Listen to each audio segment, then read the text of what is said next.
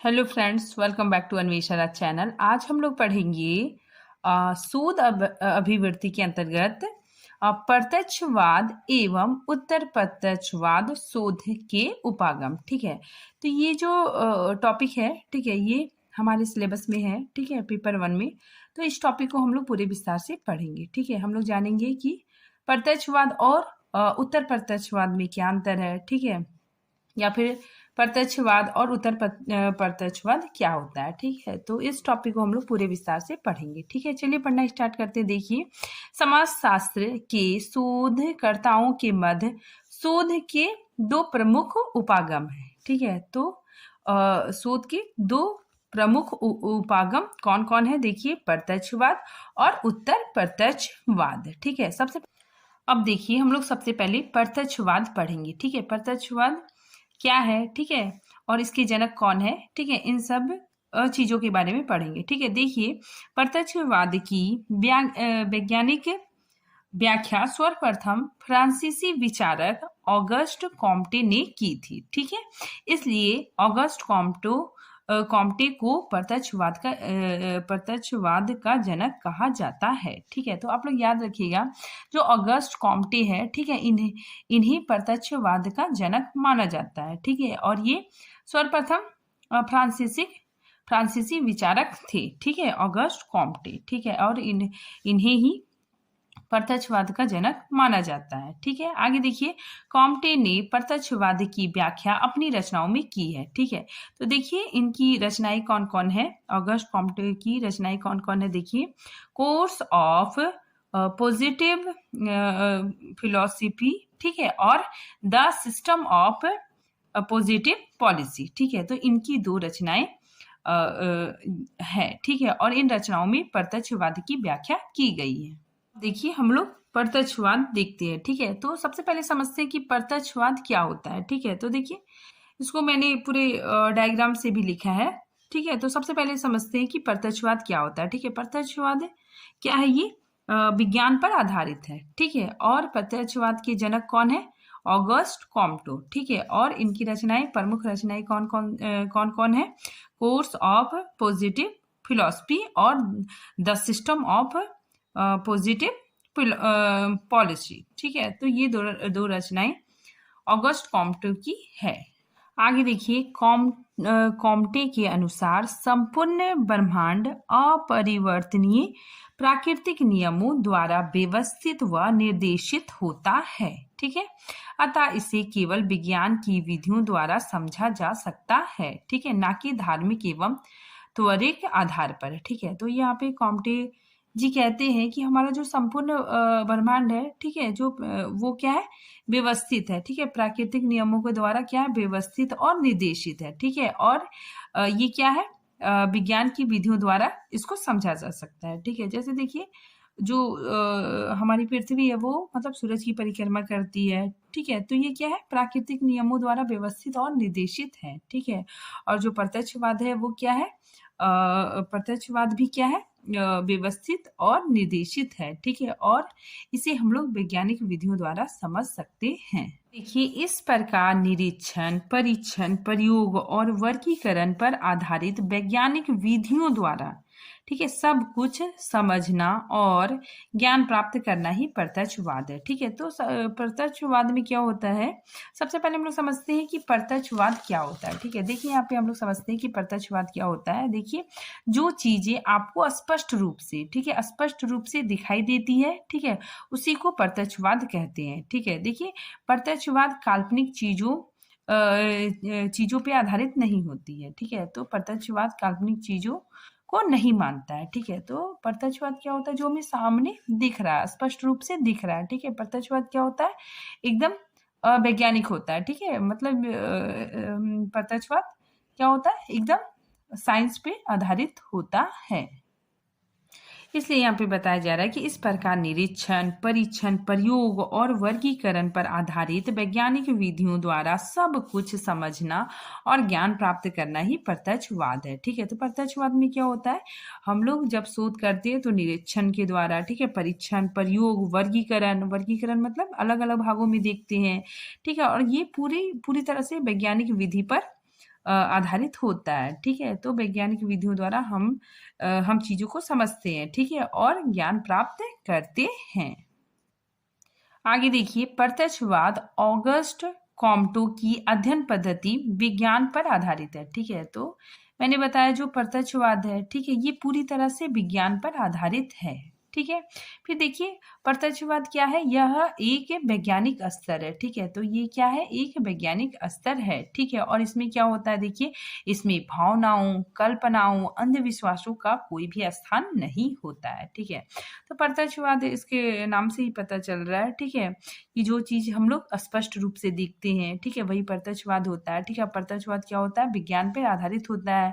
ठीक है, और प्रत्यक्षवाद में कल्पनाओं, भावनाओं, अंधविश्वासों का कोई भी स्थान नहीं होता है। ठीक है, आगे देखिए, इसमें कार्य केवल वैज्ञानिक स्तर पर किए जाते हैं। ठीक है, तो इसमें कार्य वैज्ञानिक स्तर पर किए जाते हैं।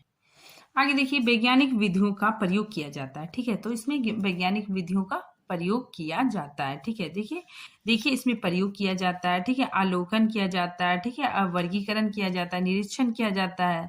ठीक है, और इन वैज्ञानिक विधियों का प्रयोग करके आंकड़े इकट्ठे किए जाते हैं। ठीक है, नेक्स्ट देखिए, कॉम्टो के अनुसार प्रत्यक्षवादी दृष्टिकोण के चरण। ठीक है, अब हम लोग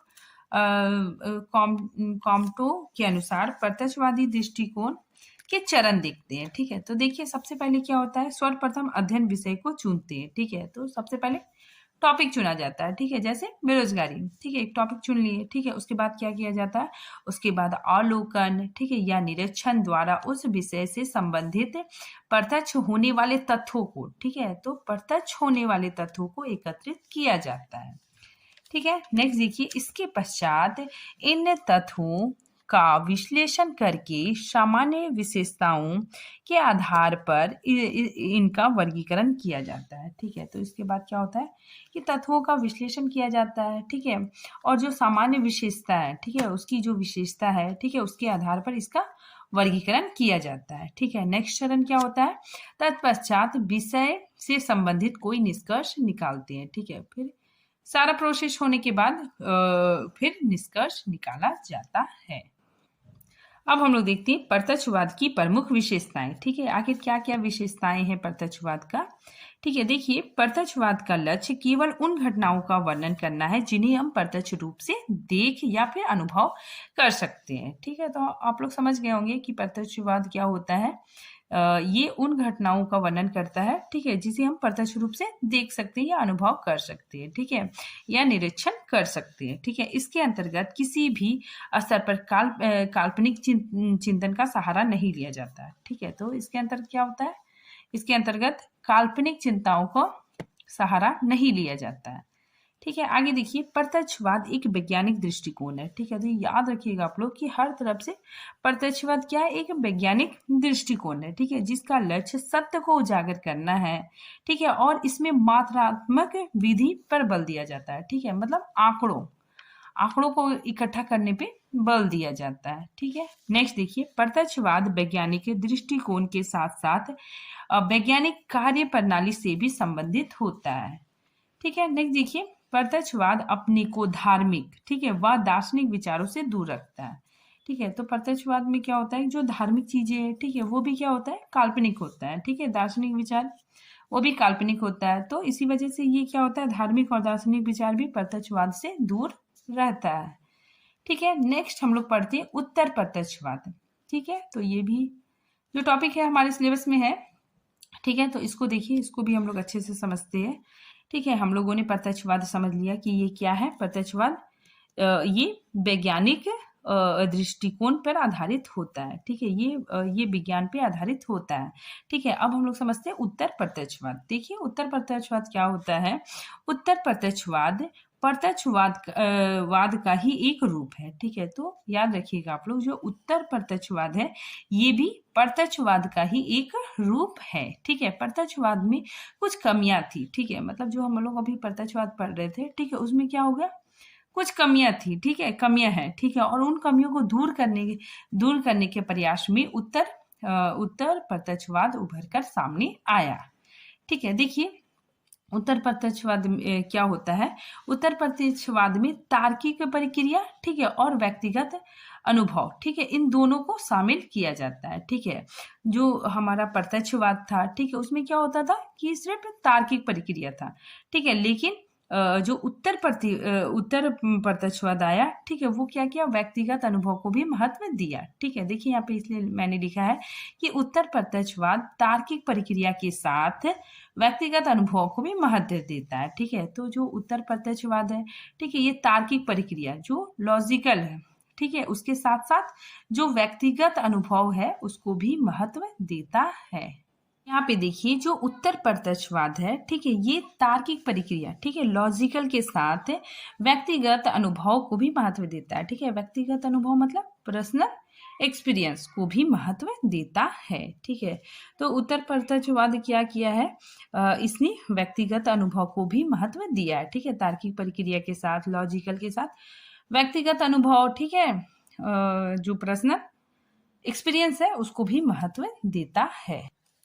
आगे देखिए जो प्रत्यक्षवाद है, ठीक है, वह केवल तार्किक, ठीक है, लॉजिकल तक ही सीमित था, ठीक है, मैंने बताया वही चीज है, ठीक है, परंतु उत्तर प्रत्यक्षवाद व्यक्तिगत अनुभव को भी महत्व देता है, ठीक है। तो उत्तर प्रत्यक्षवाद व्यक्तिगत अनुभव को भी महत्व देता है, ठीक है। आगे देखिए जहां प्रत्यक्षवाद सिद्धांत की व्याख्या वैज्ञानिक विधि से करता है, वहीं उत्तर प्रत्यक्षवाद समस्या, ठीक है, समस्या का गहन विश्लेषण करके कारणों की खोज में व्यक्तिगत अनुभव के आधार पर शोध करता है, ठीक है। फिर आगे देखिए प्रत्यक्षवाद क्या करता है, आलोकन निरीक्षण पर बल देता है, ठीक है, जबकि उत्तर प्रत्यक्षवाद आलोकन निरीक्षण को अस्थिर मानता है, ठीक है, क्योंकि वह व्यक्तिगत दृष्टिकोण पर निर्भर करता है, ठीक है। अब देखिए उत्तर प्रत्यक्षवाद क्या है, व्यक्तिनिष्ठवादी है, ठीक है। तो आप लोग याद रखिएगा जो हमारा उत्तर प्रत्यक्षवाद है, ठीक है, वो क्या है, व्यक्तिनिष्ठवादी है, ठीक है। और जो प्रत्यक्षवाद है, ठीक है, ये क्या है, प्रत्यक्षवाद क्या है, वस्तुनिष्ठ है, ठीक है।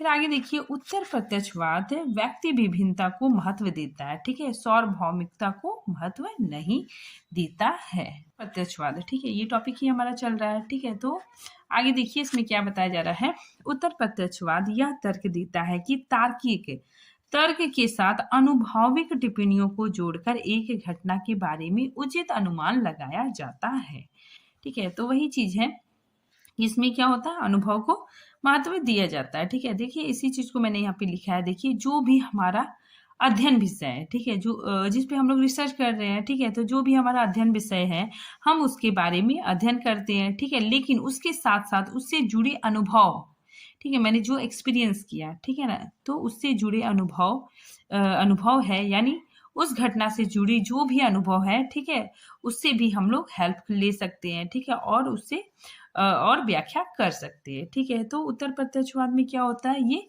अनुभव को भी महत्व देता है।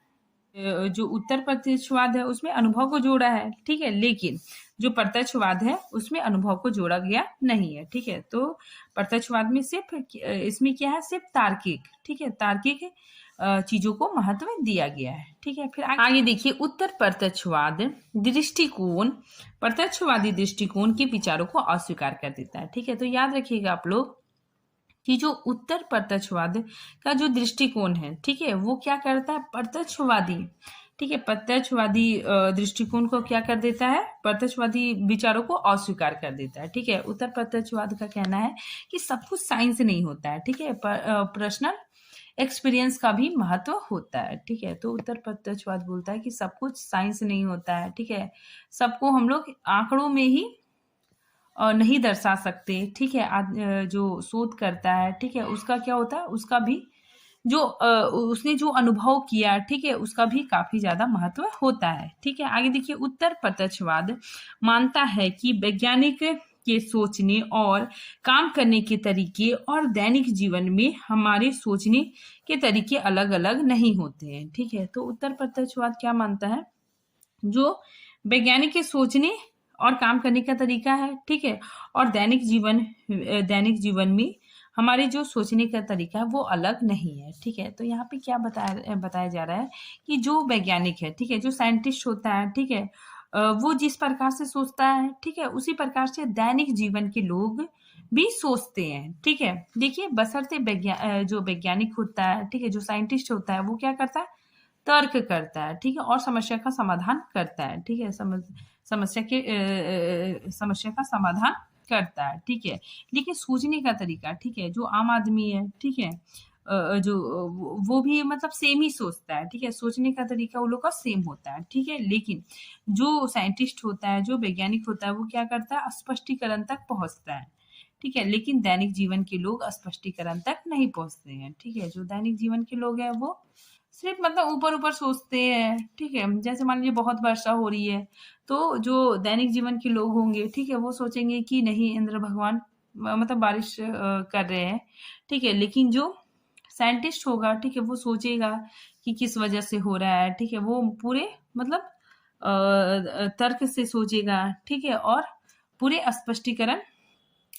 स्पष्टीकरण देगा, ठीक है, समस्या का समाधान निकालेगा, ठीक है। मतलब वो उसको पता चलेगा कि जो नीचे नीचे जो जल है, ठीक है, वो क्या होता है, वाष्पीकरण बन के ऊपर जाता है, बादल बनता है, ठीक है, उसके बाद फिर बारिश होता है, ठीक है। तो दोनों का सोचने का तरीका सेम है, लेकिन जो वैज्ञानिक होता है, ठीक है, वो क्या करता है, मतलब समस्या का समाधान निकालता है और स्पष्टीकरण तक पहुंचता है, ठीक है। देखिए प्रत्यक्षवाद और उत्तर प्रत्यक्षवाद में क्या अंतर है, ठीक है। देखिए प्रत्यक्षवाद मात्रात्मक विधि पर आधारित होता है, ठीक है। मतलब यहाँ पे क्या होता है, मात्रा, ठीक है, आंकड़े, इसमें आंकड़े इकट्ठे किए जाते हैं, ठीक है। जबकि उत्तर प्रत्यक्षवाद में गुणात्मक, उसका गुण, ठीक है, उसका गुणात्मक के साथ मात्रात्मक रणनीति का प्रयोग किया जाता है, ठीक है। तो आप लोग याद रखिएगा, प्रत्यक्षवाद में सिर्फ मात्रा होता है, ठीक है, इसमें आंकड़े सिर्फ होते हैं। लेकिन उत्तर प्रत्यक्षवाद में क्या होता है, गुणात्मक भी होता है, ठीक है, इसमें गुण भी होता है और मात्रा भी होता है, ठीक है। फिर आगे देखिए प्रत्यक्षवाद वस्तुनिष्ठ होता है, ठीक है, जबकि उत्तर प्रत्यक्षवाद व्यक्ति परक होता है, ठीक है। इसमें क्या होता है, खुद का एक्सपीरियंस भी इम्पॉर्टेंट है, ठीक है। फिर आगे देखिए प्रत्यक्षवाद या वैज्ञानिक पद्धति पे आधारित होता है, ठीक है। तो इसमें क्या होता है कि सब कुछ साइंस है, ठीक है, सब कुछ वैज्ञानिक पद्धति पर आधारित है, ठीक है, और ये परंपरागत होता है, ठीक है। जबकि उत्तर प्रत्यक्षवाद क्या है, ये नया है। आगे देखिए उत्तर प्रत्यक्षवाद के 3 महत्वपूर्ण बातों को हम लोग देखते हैं, ठीक है, कि उत्तर प्रत्यक्षवाद में 3 महत्वपूर्ण बातें क्या क्या है। देखिए पहला, इसमें मात्रात्मक और गुणात्मक, ठीक है, मात्रात्मक और गुणात्मक रणनीति का प्रयोग होता है, ठीक है। इसमें मतलब आंकड़े भी इकट्ठे किए जाते हैं और उसका जो गुण है, ठीक है, उसको भी महत्व दिया जाता है, ठीक है। फिर देखिए प्रश्न शोध पर आधारित रणनीति की इच्छा, ठीक है। तो इसमें बताया जा रहा है कि जो शोध करता है, ठीक है, और वह जिस विषय पर शोध कर रहा है, ठीक है, तो वह क्या होना चाहिए, एकदम मुक्त रूप से, ठीक है, मुक्त सोच से रिसर्च कंप्लीट करे, ठीक है। तो वो मतलब उस पर कोई किसी का प्रेशर ना हो, ठीक है, वो मतलब मुक्त रूप से सोचे, ठीक है, और मुक्त रूप से सोच के साथ वो रिसर्च करेगा, ठीक है। तो उसका रिसर्च काफी अच्छा होगा, ठीक है। फिर नेक्स्ट देखिए, इसके पैटर्न का तरीका मात्रात्मक और गुणात्मक होता है, ठीक है। अब हम लोग थोड़ा इसको समझ लेते हैं।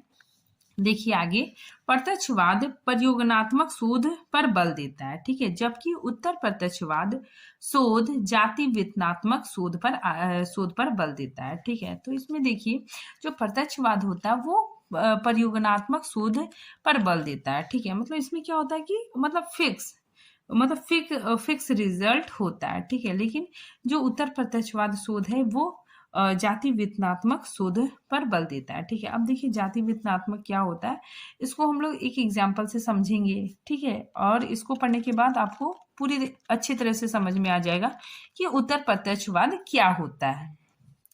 देखिए जब हम जनजातियों पर शोध करते हैं, ठीक है, मतलब हम जब जनजातियों पर शोध करते हैं, ठीक है, ऐसे वर्ग का शोध करते हैं तो उसके कल्चर को समझने की ज़रूरत होती है, ठीक है।